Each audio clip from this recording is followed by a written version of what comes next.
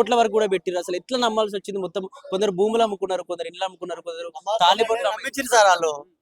నమ్మాలంటే అంటే ఇప్పుడు ఫైనాన్స్ లక్షకి 10,000 ఇస్తాం, ఆ, ఇంకా 10 లక్షలు ఇస్తే ఇంకా ఆధార్ కార్డు తీసుకురండి, ఇలా కార్డు తీసుకురండి అని మాటలు మధు గారు చెప్పేసిండు. మధుతోటి ఇంకా మేము అంటే నా జూనియర్ మధు, ఇంకా మేము మాట్లాడినప్పుడు ఇంకా తీసుకురా కుమార్ అని, నా పేరు కుమారు, ఆడు తీసుకురామని చెప్పినప్పుడు నేను తీసుకొచ్చినాం. లక్షకి 10,000 ఇస్తా, అలా అంటే నువ్వు వాళ్ళ కాడ 5 రూపాయలు ఇంట్రెస్ట్ కార్డు తీసుకురా, నీకు 12 రూపాయలు ఇస్తా, 10 రూపాయలు ఇస్తా అని చెప్పిండు సార్. చెప్తే ఇంకా సర్లే ఇంకా వస్తుందిలే, నేను ఎటు పోదు 5 సంవత్సరాలు నడిపిస్తా, ఎవరిదైనా ఆగిపోయినా నాది బరాబర్ నడుస్తుందని చెప్పిండాడు. అయితే దాదాపు మా మామ నేను ఇద్దరం కలిసి మల్లెపల్లి ఒక ఆఫీస్ పెట్టిండు జేఎన్ఐ అని. ఆడ ఒక 50 లక్షలు ఇచ్చినాం. వాళ్ళ మామ ఇంకా అడిగినాం వాళ్ళు దిగలేదు నా వాళ్ళ మామ రాంబాబు రాజశేఖర్, ఆయనే 50 లక్షలతోటి నేను మా మామ ఇద్దరు పోయి ఆఫీస్ లో పోయి పైసలు మధు వాళ్ళ మామ. అయితే ఆడ నేను మా మామ పోయి ఆయన సపరేట్ బిజినెస్ పెట్టుకున్నాడు. వాళ్ళకు అంటే మా మామ వాళ్ళేమో కొడుకైతే ఆడు. అయితే నువ్వు తీసుకురా, నేనున్న బరాబరు, నేను ఎవరితో సంబంధం లేదు, నీకు నాతోటి సంబంధం 5 సంవత్సరాలు బరాబర్ నడుస్తుంది, నువ్వు టెన్షన్ పడకని చెప్పింది. కాబట్టి నమ్మించినాం సార్. నమ్మించినాం కాబట్టి ఇట్లా అయిపోయింది. ఎంతో మంది ప్రాణాలు పోయినాయి సార్. ఇడ అట్లని ఒకే ఊరు వ్యక్తి కదా మోసం చేస్తాడా అని అనుకున్నారు. మావోడే కదా ఎట్లా మోసం చేస్తాడని మేము అనుకున్నాం. దగ్గరోడే కదా ఎట్లా మోసం చేస్తాడు, బరాబర్ ఇస్తుండని మేము కూడా నమ్మి తీసుకురండి ఎంతైనా సరే అని 10 రూపాయలు 12 రూపాయలు ఇంట్రెస్ట్ నేను ఇస్తా, వాళ్ళ కాడ 5 రూపాయలు 6 రూపాయలు తీసుకురండి ఆడు చెప్పింది కాబట్టి ఇచ్చినాం కదా సార్. అట్లా మోసపోయినాం. డబ్బులు తీసుకునే క్రమంలో మంగ్లీ ఉంది, మంగళ చెల్లె కూడా ఉంది, చేసుకోబోదు అని చెప్పి మీతో మాట్లాడండి ఎప్పుడైనా? డబ్బులు తీసుకునే క్రమంలో మీ దగ్గర అంటే నేను ఉన్నప్పుడు ఆయన చెప్పలేదు.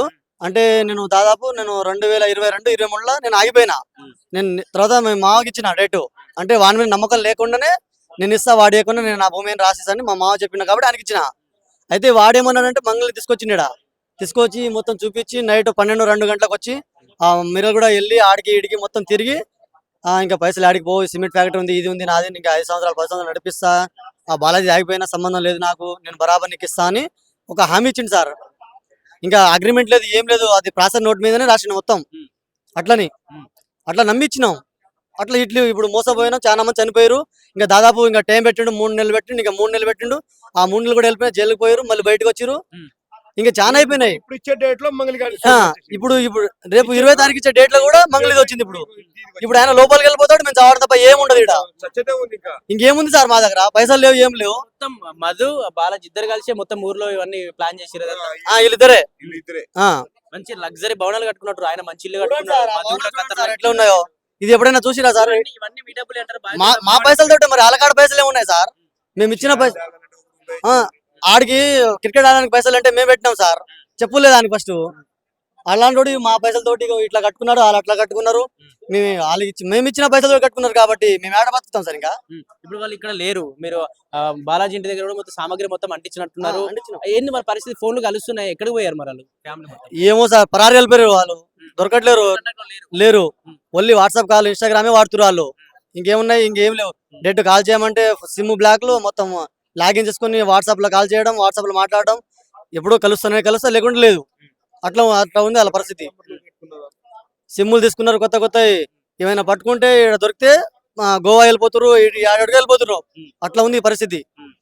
ఇక్కడేమో జనాలేమో చావడానికి వస్తున్నాం. ఇంకా టైం పెట్టిరు సార్, 3 నెలలు 6 నెలలు టైం పెట్టిరు. ఆ టైం కూడా వెళ్ళిపోయినాయి సార్. నీకు రేపు 20 తారీఖు కూడా పైసలు ఇవ్వాలి. 3 నెలలు పెట్టిండు, అది కూడా వెళ్ళిపోయింది. ఇప్పుడు మంగళి బయట వచ్చింది కాబట్టి ఈమె విషయం కూడా బయటకు వచ్చింది. ఆయన లోపలికి వెళ్తాడో పైసలు ఇస్తాడో కూడా క్లారిటీ లేదు. ఇంకా మా గుడి పండుగ ఫిబ్రవరిలో జరిగింది, పెద్ద పూజ. ఇంకా 10% క్యాష్ ఇస్తా అని చెప్పిండు, అది కూడా లేదు, అది కూడా పోయింది. ఇంకా ఇస్తలే, ఇంకా 2 నెలలు ఉప్పు పెట్టుకుంటే నేను అమ్మి జైరాబాద్ లో భూములు ఉన్నాయి, అది అమ్మి కూడా ఇస్తా అని చెప్పిండు, అది లేదు, ఏది లేదు. మొత్తం మాయ మాటలు తప్ప మోసపోయినాం సార్. అట్లా ఉంది పరిస్థితి. ఏం చేయలేక వస్తున్నాం. ఇంకా రేపు 20 తారీఖు వస్తే ఎంతమంది వస్తారో ఎంతమంది పోతారో కూడా తెలియదు సార్. అట్లా ఉంది పరిస్థితి.